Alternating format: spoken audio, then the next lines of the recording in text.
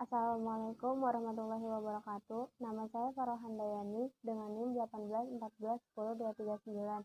Sebutkan dan jelaskan mengenai regulator dan pengelola pasar modal. Regulator adalah pihak yang bertanggung jawab terhadap kegiatan pasar modal di suatu negara, yang fungsinya adalah mengatur dan mengawasi industri jasa keuangan, yang meliputi perbankan, pasar modal, dan industri keuangan non-bank.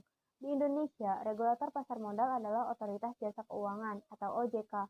Lalu ada pihak pengelola pasar sebagai pengelola atau penyelenggara pasar, yang biasanya pengelola pasar sering disebut dengan Self-Regulatory Organization atau SRO, yaitu perusahaan atau institusi yang mempunyai hak untuk mengatur kegiatannya sendiri dan mengeluarkan regulasi. SRO di Indonesia ada 3, yaitu Bursa Efek Indonesia atau BEI sebagai tempat terjadinya atau penyelenggara transaksi efek. BEI hanya berhak mengeluarkan peraturan yang berhubungan dengan pencatatan efek, perdagangan efek, dan keanggotaan pencatatan atau anggota bursa. Lalu ada Clearing Penjaminan Efek Indonesia atau KPI sebagai tempat dilakukannya clearing transaksi efek. KPI hanya berhak mengeluarkan peraturan yang berhubungan dengan clearing dan penjaminan efek. Dan yang ketiga yaitu Kustodian Sentral Efek Indonesia sebagai tempat penyimpanan efek dan pemindah bukuan hasil transaksi efek. KASEI hanya berhak mengeluarkan peraturan yang berhubungan dengan kegiatan penyimpanan dan pemindah bukuan hasil transaksi efek. Fungsi utama regulator dan pengelola pasar adalah menjaga agar semua kegiatan pasar modal di Indonesia berjalan dengan lancar, teratur, efisien, dan tidak merugikan para pihak yang terlibat dalam pasar modal. Sebutkan perbedaan pasar sekunder dan pasar perdana.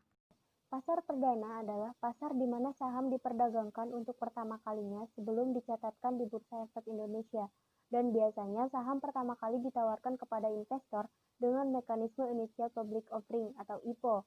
Sedangkan pasar sekunder adalah pasar di Bursa Efek yang digunakan untuk memperjualbelikan lagi saham selepas masa IPO. Jika dalam pasar perdana harga sahamnya tetap, maka dalam pasar sekunder harga sahamnya berfluktuasi atau naik turun sesuai dengan kekuatan permintaan dan juga penawaran. Di dalam pasar perdana tidak ada komisi karena perdana, sedangkan dalam pasar sekunder ada komisi. Dalam pasar perdana dibuka untuk transaksi pembelian saham, sedangkan dalam pasar sekunder ada pembelian dan juga penjualan saham. Dalam pasar perdana, pemesanan dilakukan melalui agen penjual, sedangkan dalam pasar sekunder, pemesanan dilakukan melalui broker. Dan pasar perdana memiliki jangka waktu penjualannya yang terbatas, sedangkan sekunder tidak terbatas. Jelaskan mengenai akad pemberian kuasa atau wakalah. Seperti yang kita ketahui, wakalah adalah akad antara pihak pemberi kuasa atau muwakil dan pihak penerima kuasa yaitu wakil, dengan cara pihak pemberi kuasa, muwakil, memberikan kuasa kepada wakil untuk melakukan tindakan atau perbuatan tertentu.